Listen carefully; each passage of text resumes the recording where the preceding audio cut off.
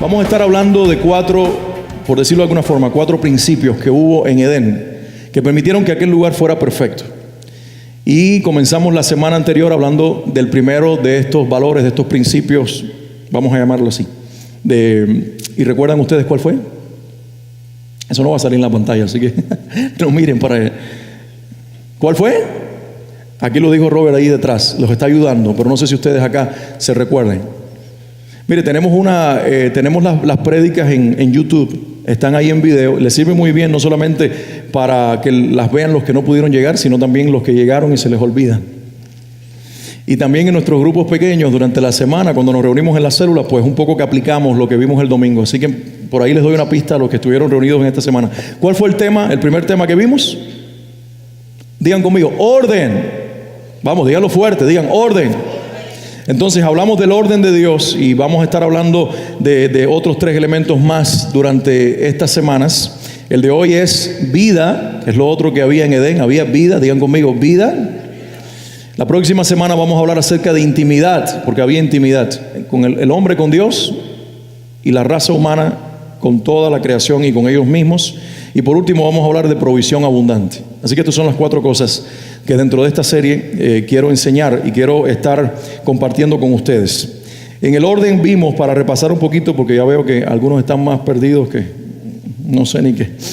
Pero lo que estuvimos viendo, exactamente, estuvimos viendo que el Espíritu Santo hace tres cosas en nuestra vida para producir el orden interno que Dios quiere que nosotros tengamos para poder vivir la vida tal cual Él la diseñó. Lo primero que hace es darnos la fe de Dios, enseñarnos a creer, para por medio de esa fe entrarnos a la vida en Cristo, y desde ahí entonces nos comienza a provocar esa misma fe que es transformadora, a que nosotros le pidamos al Señor y le pidamos al Espíritu Santo que nos llene de su amor. ¿Recuerdan? Porque es precisamente cuando estamos llenos del amor de Dios y amamos a Dios que amamos su voluntad. Y esto es lo tercero que hace el Espíritu Santo.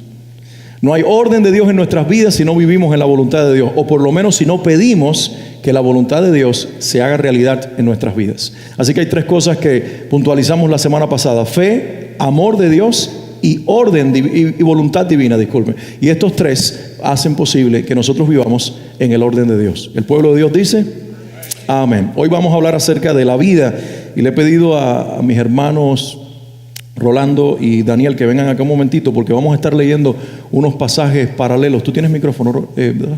Y tú también, Rolly, ven por favor. Ellos van a estar, ven aquí arriba para que me hagan compañía. Vamos a estar leyendo en la Biblia, ustedes lo pueden ir buscando ya. Génesis capítulo 1, versículos 26 al 28. Primero lo va a leer este pasaje el hermano Rolly, y él después va a leer otro pasaje más de Génesis. Pero vamos a empezar por el capítulo 1, versículos 26 al 28. Léelo, Rolly, por favor. Y dijo Dios: hagamos al hombre a nuestra imagen, conforme a nuestra semejanza, y ejerza dominio sobre los peces del mar, sobre las aves del cielo, sobre los ganados, sobre toda la tierra, y sobre todo reptil que se arrastra sobre la tierra. Dios creó al hombre a imagen suya, a imagen de Dios lo creó, varón y hembra los creó.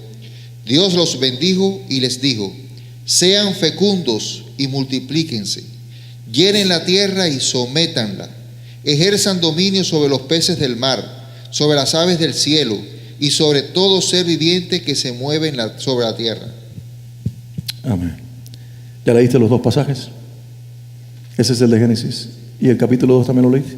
No, ok, capítulo 2 ahora, versículos 7 al 10 y 15 al 17. Entonces el Señor Dios formó al hombre del polvo de la tierra y sopló en su nariz el aliento de vida, y fue el hombre un ser viviente. Amén. Y el Señor Dios plantó un huerto hacia el oriente en Edén y puso allí al hombre que había formado. El Señor Dios hizo brotar de la tierra todo árbol agradable a la vista y bueno para comer. Asimismo, en medio del huerto hizo brotar el árbol de la vida y el árbol del conocimiento del bien y del mal. Del Edén salía un río para regar el huerto, y de allí se dividía y se convertía en otros 4 ríos. El Señor Dios tomó al hombre y lo puso en el huerto del Edén para que lo cultivara y lo cuidara. Y el Señor Dios ordenó al hombre: de todo árbol del huerto podrás comer, pero del árbol del conocimiento del bien y del mal no comerás, porque el día que de él comas, ciertamente morirás. Y el pueblo de Dios dice, amén. Tu hermano Daniel lee Apocalipsis 21, versículos del 1 al 3. Vi un cielo nuevo y una tierra nueva, porque el primer cielo y la primera tierra pasaron, y el mar ya no existía más. Y yo, Juan, vi la santa ciudad, la nueva Jerusalén, descender del cielo de Dios, dispuesta como una esposa ataviada para su marido. Y oí una gran voz del cielo que decía: He aquí el tabernáculo de Dios con los hombres, y Él morará con ellos, y ellos serán su pueblo, y Dios mismo estará con ellos como su Dios. Apocalipsis 22, 1 al 5. Después me mostró un río limpio de agua de vida, resplandeciente como cristal, que salía del trono de Dios y del Cordero. En medio de la calle de la ciudad y a uno y a otro lado del río estaba el árbol de la vida, que produce 12 frutos, dando cada mes su fruto. Y las hojas del árbol eran para la sanidad de las naciones. Y no habrá más maldición. Y el trono de Dios y del Cordero estará en ella, y sus siervos le servirán y verán su rostro, y su nombre estará en sus frentes. No habrá allí más noche, y no tienen necesidad de luz de lámpara ni de luz de sol, porque Dios el Señor los iluminará y reinarán por los siglos de los siglos. Amén. El Señor bendiga su palabra. Gracias, mis hermanos. Vamos a orar. Quiero pedirles que se pongan de pie. Y espero que ustedes hayan prestado atención con detenimiento a estos pasajes que leímos, Génesis y Apocalipsis, los relatos que hacen de estos dos lugares, Edén y el nuevo cielo, la nueva tierra o la nueva Jerusalén, como también dice el pasaje. Quiero comenzar introduciendo estas dos cosas o estos dos pasajes para buscar en ellos algunas verdades que nos arrojan a nosotros luz a lo que vamos a estar viendo. Vamos a orar. Padre, gracias. Gracias por tu palabra, gracias porque el Espíritu Santo dio vida a tu palabra por medio de la inspiración con que llenó a esos hombres que escribieron esta palabra. Yo te pido que hoy, a través de estos versículos que hemos leído y de los demás que tú tratarás con nosotros en este día y nos darás, tú nos edifiques. Pongo mis hermanos, tu iglesia que está hoy aquí reunida, para que tú nos edifiques juntos y para que tú nos hables por medio de tu palabra y por medio del Espíritu Santo. Me pongo en tus manos. Te pido que me uses. Te pido que hables a través de mí. El propósito es que tú te dejes oír y que tú escribas una verdad en nuestros corazones que nos permita a nosotros plantarnos en esta verdad por el resto de nuestras vidas y caminar seguros en lo que tú nos enseñas. Que todo estorbo humano o espiritual en este lugar sea removido. Que tú bendigas toda reunión y toda actividad que se está haciendo aquí en este edificio. Nuestros niños, los más pequeños, los más grandecitos, y nosotros también, que cada uno sea bendecido y edificado por medio de Cristo en el nombre de Jesús. En su nombre oramos y el pueblo de Dios dice amén y amén. Pueden tomar asiento, gracias. Quizás, tal vez ustedes se dieron cuenta de la similitud que existe entre estos dos pasajes. ¿La vieron? No sé si anteriormente habían tomado el tiempo para leer de forma paralela Génesis capítulo 1 y parte del capítulo 2 y capítulo 21 y 22 de Apocalipsis. Hay mucha similitud en estos dos pasajes. En ambos se describe un lugar. En ambos se describe un lugar físico, tangible, donde el hombre ha sido puesto para vivir. Tanto en Edén, digan todos conmigo, Edén, como también en la Nueva Jerusalén, digan Nueva Jerusalén. Son dos lugares que son descritos, que tienen características, que tienen ciertos distintivos que obviamente nos demuestran que son lugares tangibles y que pueden ser fácilmente identificados. Ahora yo quiero señalar algunas similitudes y diferencias de estos dos lugares, de Edén y de esta nueva tierra descrita en Apocalipsis, que según dice, allí viviremos nosotros con el Señor. La primera similitud es que en los dos lugares hay un río. Digan conmigo, hay un río. Tanto en Edén como en la Nueva Jerusalén se habla de un río. El río tal vez pueda ser un símbolo de la vida, de lo que corre, de lo que fructifica, pero es obvio que detrás de esta imagen hay mucho más que una imagen, hay algo real. Edén tenía un río físico que se partía en 4 brazos y que iba en una dirección, Y que eso le da a los estudiosos de la Biblia a entender de que hubo una ubicación geográfica para Edén. Sin embargo, aunque han estado supuestamente en el sitio más cercano a esa ubicación, han encontrado algunos de los ríos descritos en la Biblia que enmarcaban o señalaban geográficamente el lugar de Edén. Sin embargo, no han podido encontrar ese lugar porque hay algo que le fue quitado a ese pedazo de tierra que ya no tiene. Pero igual, la Biblia dice que Edén, digan conmigo, Edén y la tierra nueva que el Señor preparó para nosotros, en los dos hay un río, ¿está bien? Fíjense la similitud que el Señor hace. En segundo lugar, la Biblia habla de un árbol que está presente en los dos lugares. ¿Recuerdan ustedes cuál es?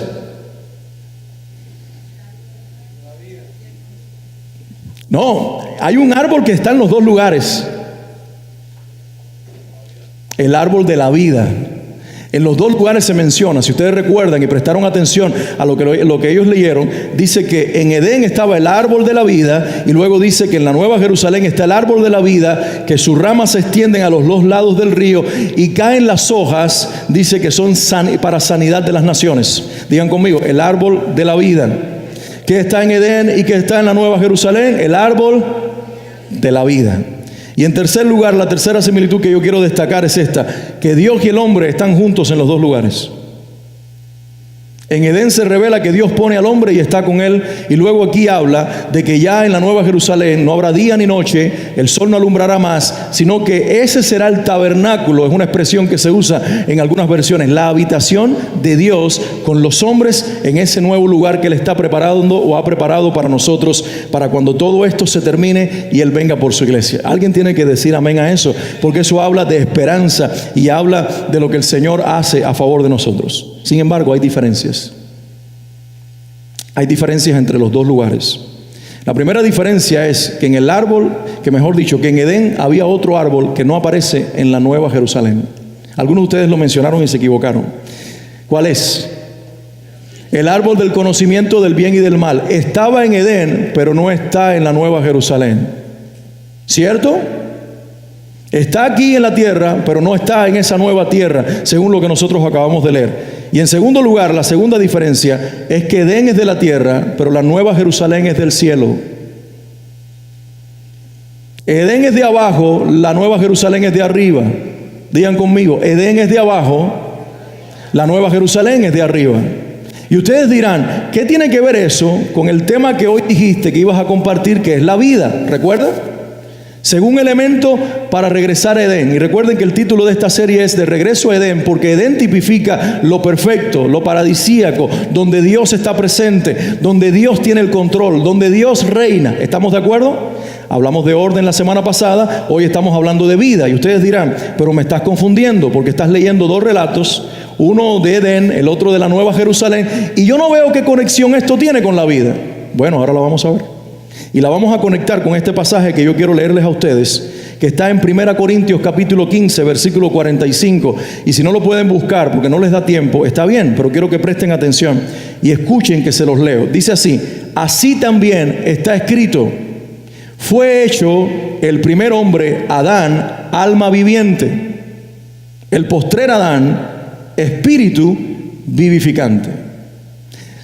La Biblia dice, y Pablo dice aquí en este pasaje, que en otros momentos yo lo he mencionado, capítulo 15 de 1 Corintios, es una defensa de la resurrección de Cristo. Y Pablo en este versículo 45 que yo acabo de leer con ustedes, él dice, Adán era solo un alma viviente. Digan conmigo, un alma viviente. Recuerden que Dios toma polvo de la tierra, hace la forma física que tenemos nosotros y que tuvo Adán en especial, y después que hace la forma física, ¿qué hace el Señor para que ese hombre cobre vida?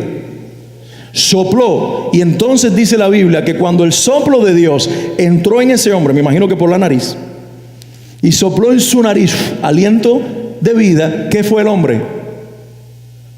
¿Qué fue?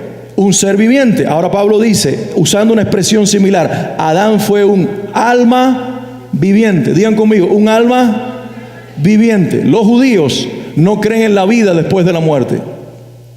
Los judíos no creen en la existencia del espíritu. Los judíos creen que cuando tú te mueres, entras en un sueño eterno. Y que hasta que no venga el Mesías y todo lo demás, las almas están en un sueño eterno y no están en la presencia de Dios. Esa doctrina o ese criterio lo heredaron grupos pseudocristianos como los del séptimo día, algunos grupos pseudojudíos, los testigos de Jehová, etcétera, etcétera. Ellos creen que el alma duerme y se apoyan en ciertos versículos de la Biblia. ¿Por qué? Porque se están parando en una revelación judía. Ellos creen que nosotros somos descendientes ¿de quién? Y eso es una verdad. ¿Somos descendientes de quién todos los seres humanos? De Adán. ¿Y Adán qué fue?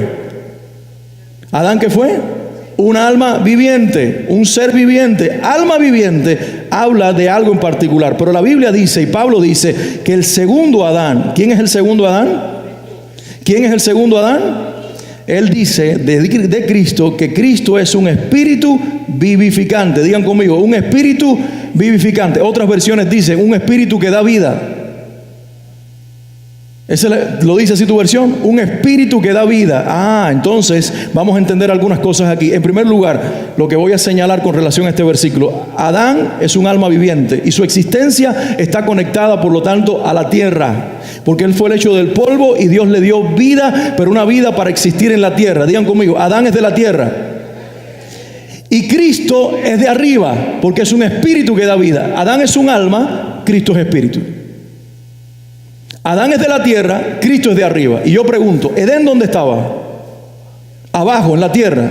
¿Y la Nueva Jerusalén dónde está? Arriba, en el cielo. Entonces, cuando Dios pone a Adán en Edén, por medio de Adán, la humanidad iba a ser heredera de ese ambiente perfecto, de ese ambiente único, de ese ambiente que no tiene comparación. En Edén, el Señor se encontraba con Adán, y en Edén, el cielo venía a la tierra. ¿Alguien puede decir amén a eso?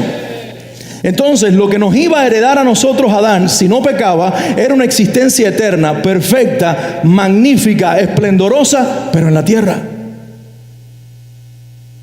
Entonces, desde la tierra, Adán tenía el poder de conectarse con el cielo. En otras palabras, era el cielo el que venía a la tierra. Se unían dos dimensiones, se unía la dimensión de arriba con la de abajo. Y esa es mi posición para creer que por eso los que buscan el lugar físico no encuentran ciertas características descritas de Edén, porque dice la Biblia que en Edén estaba ¿qué cosa? El árbol de la vida. Pero resulta que ahora nos dice la Biblia que el árbol de la vida ya no está más en la tierra. ¿Dónde está? Está arriba. Y resulta que dice que donde está el árbol de la vida, la palabra de Dios dice en Génesis, el Señor puso dos ángeles con espadas desenvainadas para que Adán no regresara y tomara del árbol de la vida y viviera para siempre. ¿Recuerdan la Biblia que lo dice? Porque ahora que el hombre pecó, el hombre le hereda a la humanidad, nos hereda a nosotros una existencia sobre la tierra, pero con una herencia de pecado, con una herencia de desobediencia, con una herencia de rebeldía hacia Dios. ¿Cuál es el pecado? El pecado no es otro que rebelarse contra Dios y creer que nosotros podemos ser independientes de Dios.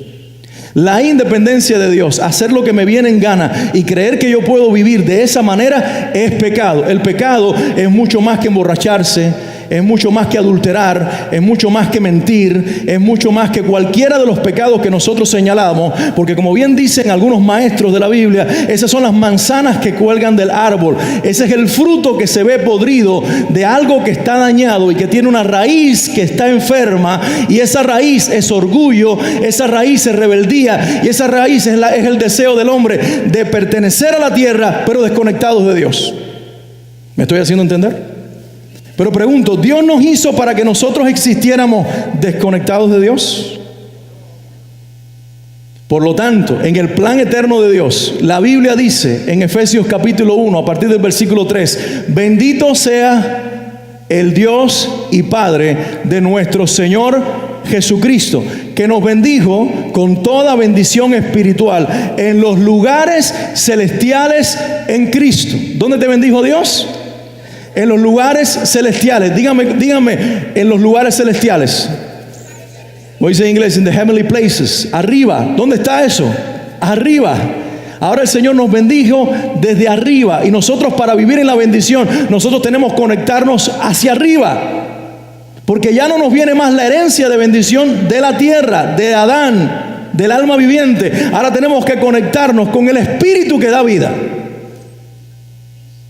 Entonces, cuando hoy el Señor nos quiere hablar de vida y el Señor nos dice que para vivir en un ambiente espiritual similar a Edén, donde Él reina, donde Él es Señor, donde Él imparte orden, donde Él trae bendición, donde Él nos dirige de camino a todo lo que tiene preparado para nosotros, que eventualmente desembocará en la eternidad y en ese lugar perfecto, nosotros tenemos que vivir en Cristo. ¿Estamos de acuerdo? Porque Cristo es el Espíritu que da vida. Entonces yo quiero compartirte hoy 3 cosas y algunos pasajes de la Biblia que enfatizan cada una de estas verdades para que nosotros entendamos cómo tener vida aún estando en la tierra y ser herederos de un hombre que solamente fue un alma viviente. Los judíos hablan desde esa perspectiva porque ellos lo que heredaron fue una fe para esta vida. La promesa a Israel se muere cuando ellos se mueren sobre la tierra. El judío es bendecido y tiene prosperidad y todo el mundo observa y dice: wow, mira cómo Dios bendice a Israel. Sí, Dios bendice a esa nación hasta que esa nación deje de existir sobre la tierra. Dios bendice al judío hasta que el judío llega al último aliento de vida. Cuando muere, si no está en Cristo, va al mismo destino eterno del que no ha creído en Él. Porque camina como heredero de un alma viviente y la herencia de Adán nos llega a nosotros hasta el último minuto sobre la tierra. Después que nosotros morimos, dejamos de ser almas vivientes y esa alma se va al lugar de separación de Dios. ¿Estamos de acuerdo? Pero para que nosotros haya una resurrección de vida y nosotros tener un espíritu que se conecte con Dios y que herede el cielo, porque no se entra al cielo, dice, la carne no hereda el cielo, sino el espíritu. ¿Recuerdan la palabra que lo dice? Para que esa resurrección ocurra y nosotros tengamos una naturaleza también espiritual que herede lo eterno, nosotros necesitamos una conexión con el Padre, con el cielo, con lo eterno, y esa conexión se llama Jesucristo. Jesucristo. Entonces lo primero que hoy quiero que tú tengas en cuenta, si lo puedes ahí tomar como notas y demás, es esto: que para tener la vida de Dios hay que creer en Él. ¿Y quién es Él? Digan conmigo: Jesucristo.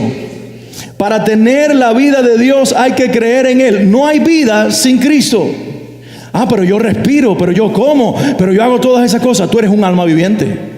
Si Cristo no está en ti, tú eres un alma viviente. Pero cuando Cristo está en ti, hay algo más en ti. Tú ahora eres espíritu, alma y cuerpo. Y todo lo que tú eres, santifica al Señor y honra al Señor, porque sabes que ya no eres más de la tierra, ahora eres del cielo, porque te cambiaron la naturaleza.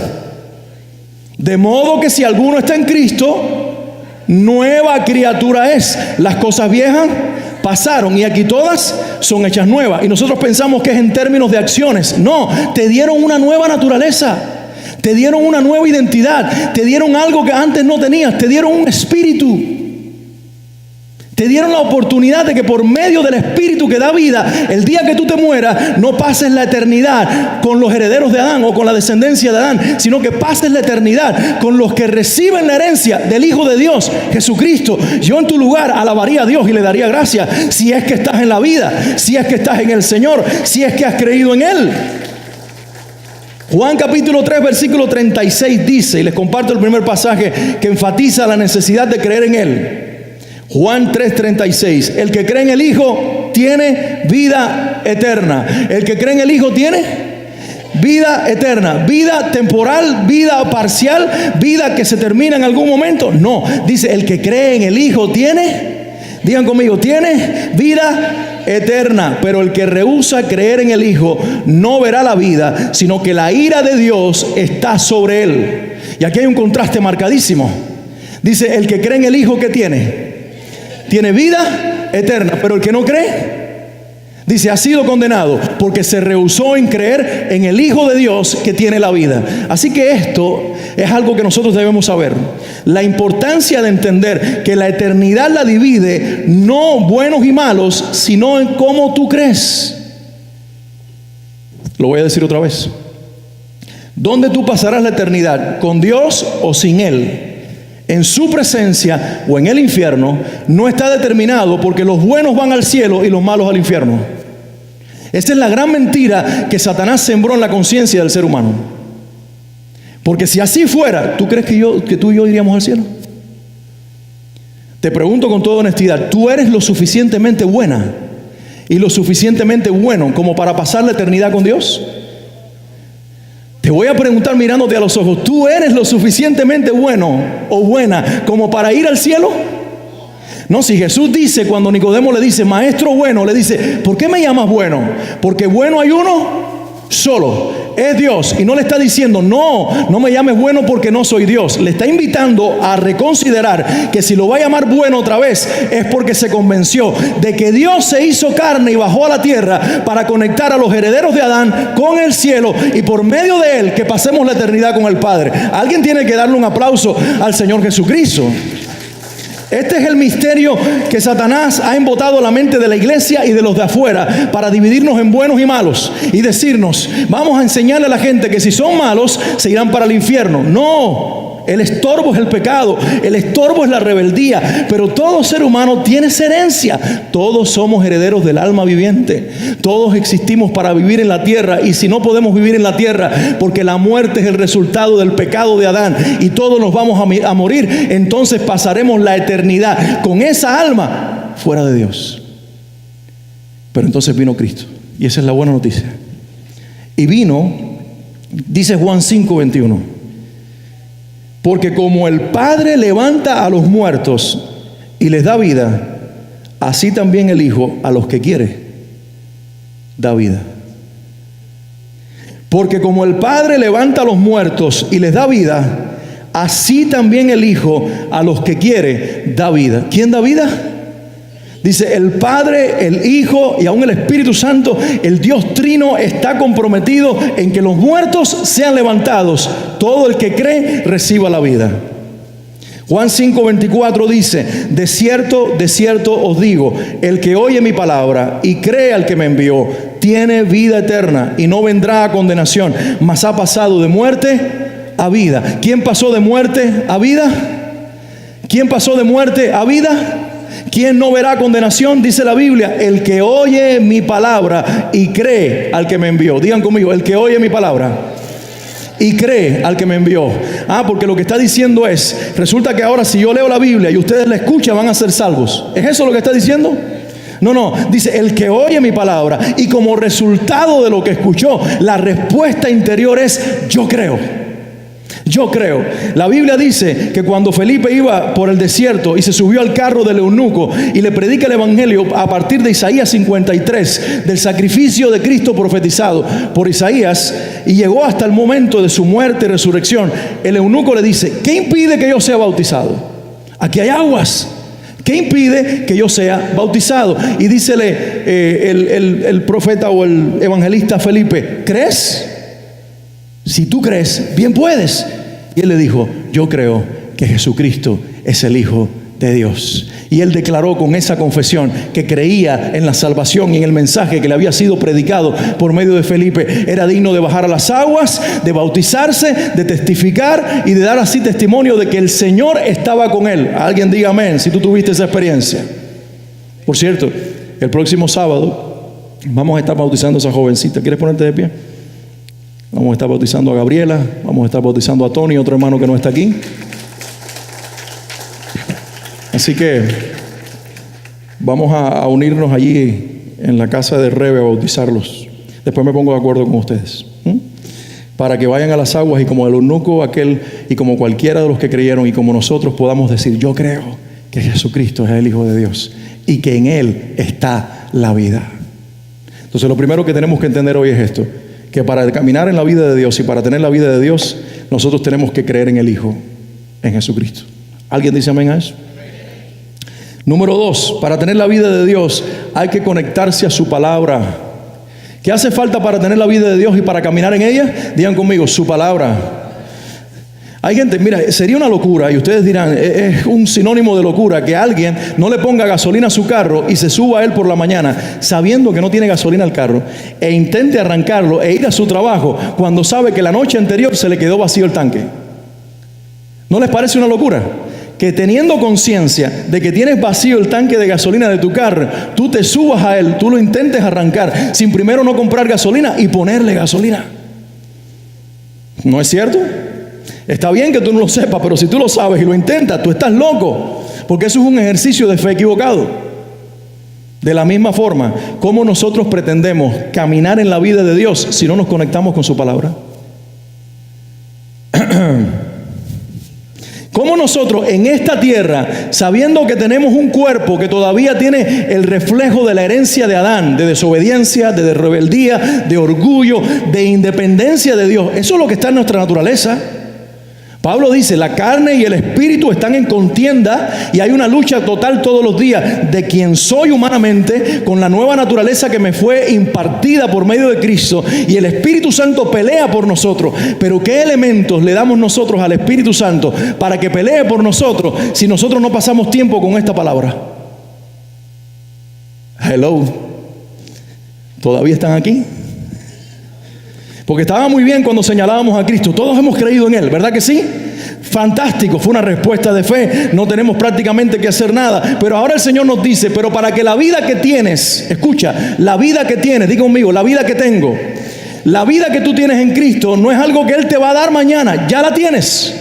Pero para que esa vida controle tu humanidad, controle esta realidad física en la que vivimos, controle esta mente que está sujeta al pecado y active la mente de Cristo, es necesario que tú vivas conectado a la palabra. Juan 6:33 dice, el Espíritu es el que da vida. Digan conmigo, el Espíritu es el que da vida. La carne para nada aprovecha. Las palabras que yo os he hablado son espíritu y son vida. Lo voy a leer una vez más. El Espíritu es el que da vida. ¿Quién da vida? Digan conmigo, el Espíritu Santo. La carne para nada aprovecha. Las palabras que yo os he hablado son ¿qué? Son espíritu y son vida. Y el apóstol Juan dice, y estos son los registros de todas las cosas que Jesús dijo, enseñó y vivió. Y no nos cabe el tiempo, ni existiría suficiente libro en el mundo, pudiera en ellos caber todo lo que Jesús dice. Pero aquí está contenido lo esencial de lo que Jesús dijo, hizo y manifestó. ¿Dónde están las palabras de Jesús registradas? Digo conmigo, en la Biblia. Digo conmigo, en la Biblia. Por eso cada vez que tú abres la Biblia y tú entiendes que esto es más que un libro, que es la palabra de Dios, el cielo te está hablando. El Padre está teniendo un diálogo contigo.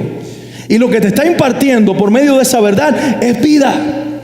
Por eso tú no tienes dinero para comer, pero vuelves al Salmo 23. No tienes dinero para comprar comida, para pagar tus cuentas, pero lees que el salmista dice, por el Espíritu Santo que es la vida. Y dice, el Señor es mi pastor, nada me faltará. Y tú estabas medio muerto y resulta que al leer Salmo 23 recuperaste vida. Porque ¿de dónde vino? De tus emociones. De tu intelecto que logró entonces controlar lo que tú estabas pensando negativo. No, del cielo, porque el Padre te habló a través de una palabra que a través de los siglos ha llenado a generaciones de fe y te ha convencido de que en Él hay vida y que por tanto hay provisión. Alguien tiene que decir amén. Si tú estás cayendo continuamente en un estilo de vida de pecado, que te equivocas, tú tienes que venir a conectarte con el Señor. Hay varios ejercicios claves para eso. Confesión, arrepentimiento, pedirle perdón al Señor. Todo eso se resume en una sola palabra: confesarle a Cristo nuestros pecados. Pero luego hay que volver a la palabra y decirle al Señor, guíame en tus caminos, como dice David en el Salmo 25. Muéstrame la senda de tu justicia, muéstrame por dónde caminar, encamíname para que mis pies no tropiecen y para que yo pueda andar por la senda recta. Hay vida en la palabra. Entonces cuando tú buscas la dirección del Señor, el Señor te guía. Solamente abre el Salmo 119, y los que son más jóvenes debieran pasar mucho tiempo en el Salmo 119 y verán cómo sus vidas se encaminan en los pasos del Señor y cómo el Señor te da vida en medio de este mundo y marca la diferencia. Porque ¿dónde está la vida? La vida está concentrada en el Espíritu. Y dice Jesucristo, la carne para nada aprovecha, pero las palabras que yo os he hablado son espíritu y son vida. Nos hemos vuelto tan subjetivos en nuestra experiencia de fe. Y ahora preste mucha atención a esto que voy a decir. Que muchas veces tú oras, Señor, háblame. Señor, yo quiero oír tu voz. Señor, yo quiero que hoy me des una palabra. Sin embargo, tu Biblia está empolvada al lado de la mesa de noche.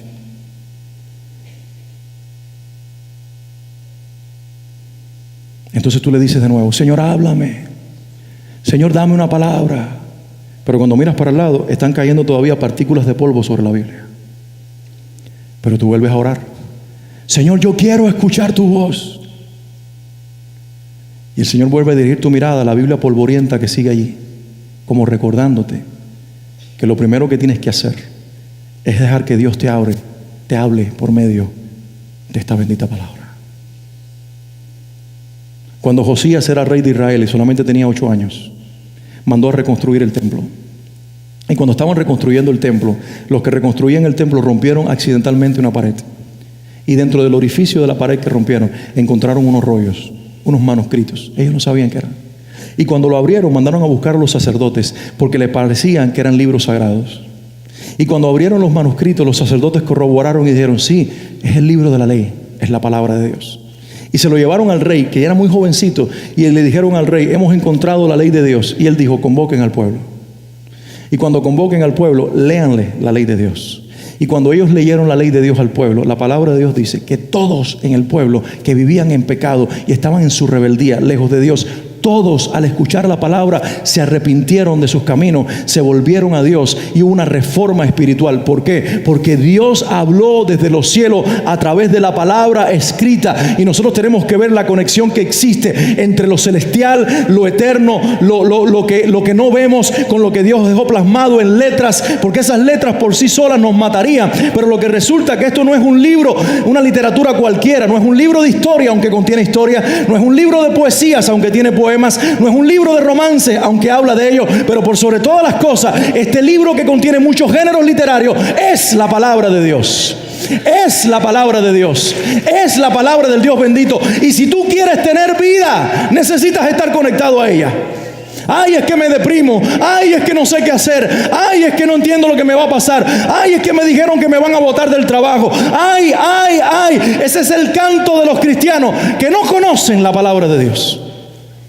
Porque cuando tú conoces a tu Dios, resulta que pueden hablar de todo lo que pasará alrededor tuyo, pero ya tú conoces que el final está escrito y que te va a ir bien.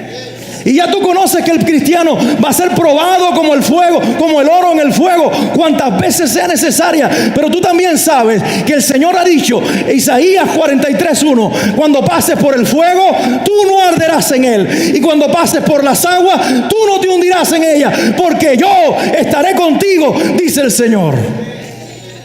Oh, alguien tiene que decir amén.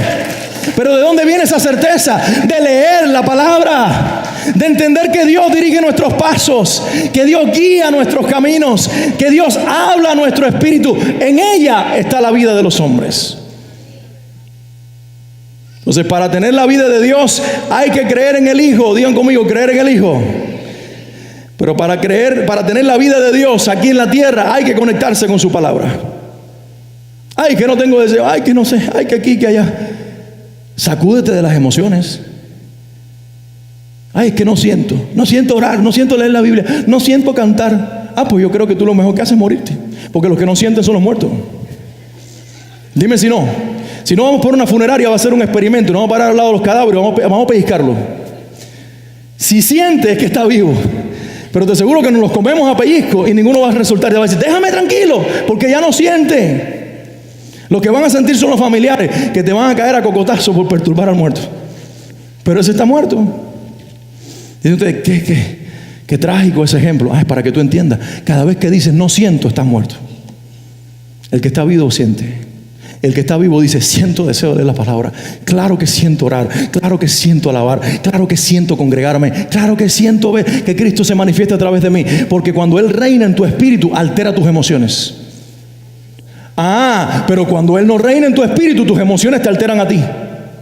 Entonces yo me pregunto, ¿por qué tenemos una iglesia y estoy hablando más allá de ustedes, ¿por qué tenemos un cristianismo tan emotivo? Un cristianismo tan sensitivo, un cristianismo que necesita sentir para creer. Ah, porque hemos basado nuestra experiencia en eso mismo, en sentimientos. Pero cuando tú te conectas a la palabra, tienes vida, y la vida que está en ti alterará tus emociones. Y que yo no soy mucho para no, tú verás cómo tú alabas. No, y que yo no sé cómo orar, tú verás cómo Él te enseña a orar y cómo sale la vida delante de ti. Y comienzas a orar la palabra de Dios, porque tú estás en total sintonía y en total conexión con la vida de Dios, del Espíritu que se ha manifestado a través de la palabra que Él inspiró a los hombres a escribir. El Espíritu no pasó siglos, 1000 años en total, inspirando gente para que ahora tú le estés pidiendo confirmación de que lo que Él tiene que decirte, aquí está dicho, iglesia. Solamente tenemos que abrirla y decir, háblame, Señor. Y Él te va a hablar. ¿Todavía no sientes? Y lo tercero que quiero decirte hoy es esto. Para tener la vida de Dios hay que permanecer en Cristo. Digan conmigo, permanecer en Cristo. Hay que creer en Él, hay que conectarse a su palabra, pero hay que permanecer en Él. Juan 15:4 dice, permaneced en mí y yo en vosotros. Como el pámpano no puede llevar fruto por sí mismo, si no permanece en la vid, así tampoco vosotros, si no permanecéis en mí. Permaneced en mí y yo en vosotros. Como el pámpano, y voy a usar otra frase, otra palabra que se entiende mejor, como las ramas de un árbol no pueden llevar fruto por sí mismas, si no permanecen en la vid, que es la planta de la uva, así tampoco ustedes, si no permanecen en mí. Y a mí me encanta esta imagen, porque la Biblia dice que el Espíritu Santo ha puesto en nosotros el fruto del Espíritu.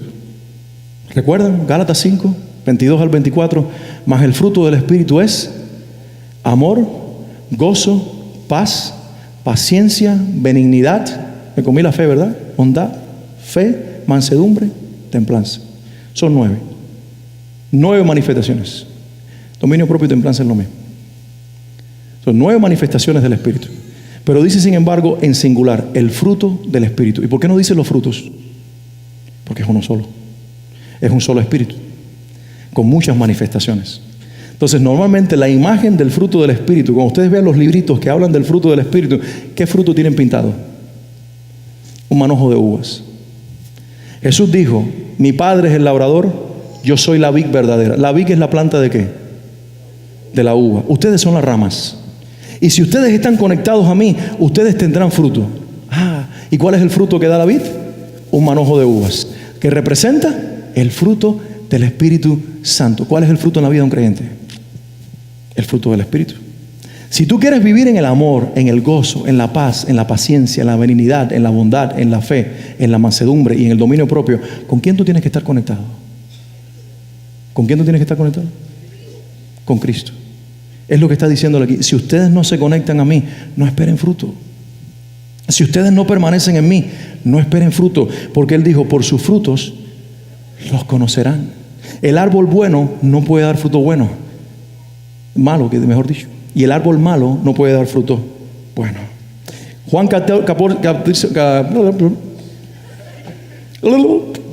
capítulo 15, versículo 5 dice, yo soy la vid. Digan conmigo, yo soy la vid. ¿Quién es la vid? El Señor Jesús. Vosotros, ustedes, las ramas. Este es otro versículo muy similar. El que permanece en mí y yo en él, este lleva mucho fruto. ¿Qué dice el Señor? Yo soy la vid, ustedes son las ramas. El que permanece en mí y yo en él, ¿qué lleva? ¿Qué lleva? Algunos están diciendo, lleva fruto. No, no dice fruto, dice lleva mucho fruto. Digan conmigo, mucho fruto.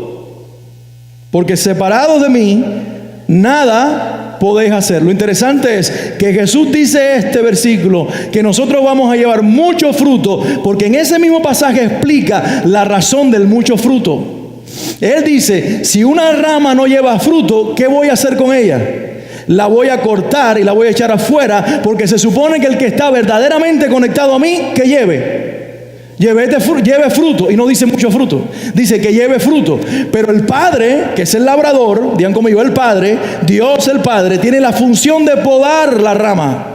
Porque ese podar que implica cortar y que debe ser doloroso para la rama que tiene vida, es necesario para que lleve más fruto. Y entonces seas una rama que lleva mucho fruto. Es decir, que estar conectado a Cristo implica ser probado. ¿Estamos ahí? Para vivir la vida de Dios, el Señor tiene que cortarte todo lo que no sea parte de esa vida. Y eso se llama poda. Eso va a doler. Eso es un proceso difícil. Eso es un proceso que cuesta. Pero no te asustes, no te sientas mal. Eso quiere decir que tú eres una rama que da fruto y que el Señor te está preparando para que des más fruto. Eso es una buena noticia. Alguien tiene que contentarse con eso. Claro que en el preámbulo de que lleves más fruto, en el preámbulo, en el proceso de dar fruto, a dar más fruto, lo que viene de por medio es prueba. Y cada uno vivirá su proceso de prueba. Pero no te asustes, la prueba no es mala, la prueba es buena.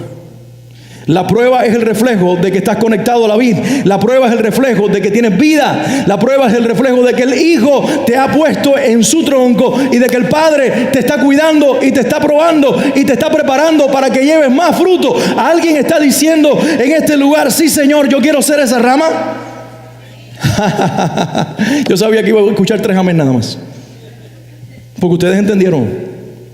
Pero aunque tú no quieras, te tengo una noticia: todos seremos probados.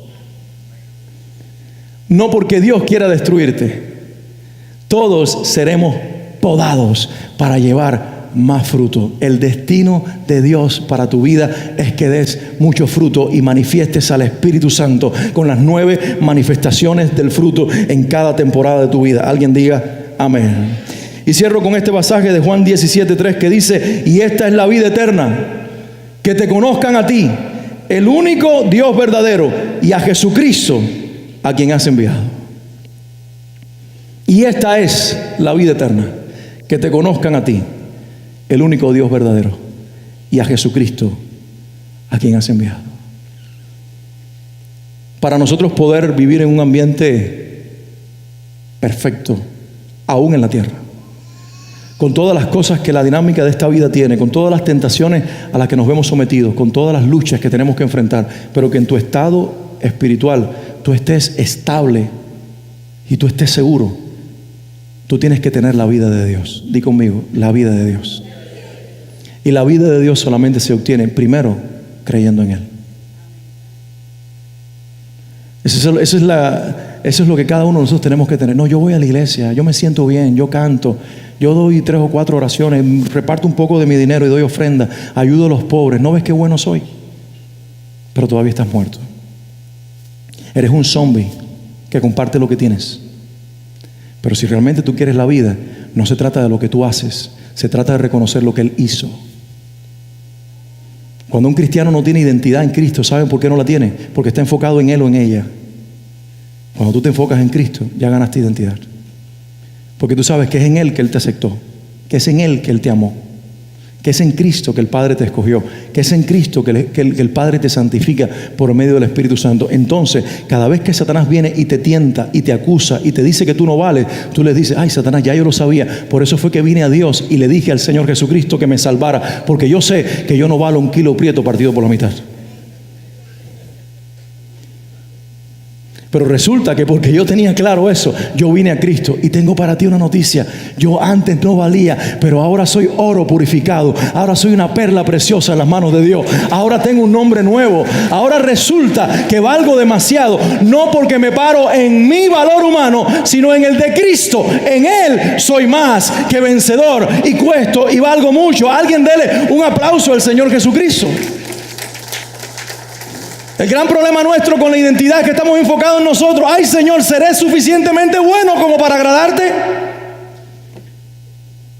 El infierno está lleno de gente así, que se creyó demasiado buena. No, el cielo se va a sobrepoblar de los malos que reconozcan su maldad y que de una vez por todas reconozcamos que es a través de Cristo que somos transformados, que se nos cambia la identidad, que nos imparten su vida y que permanecemos viviendo para siempre en esa certeza. Yo no me paro en quien yo soy, me paro en el gran yo soy, y eso me da un nombre nuevo, eso me da una identidad, eso me permite alabarlo con libertad, eso me permite usar autoridad para reprender al diablo. Es en Cristo. Y para vivir la vida de Cristo hay que creer en Él y estar conectados a Él y saber que solo Él es el camino, es la verdad y es la vida, y que nadie viene al Padre si no es por medio de Él.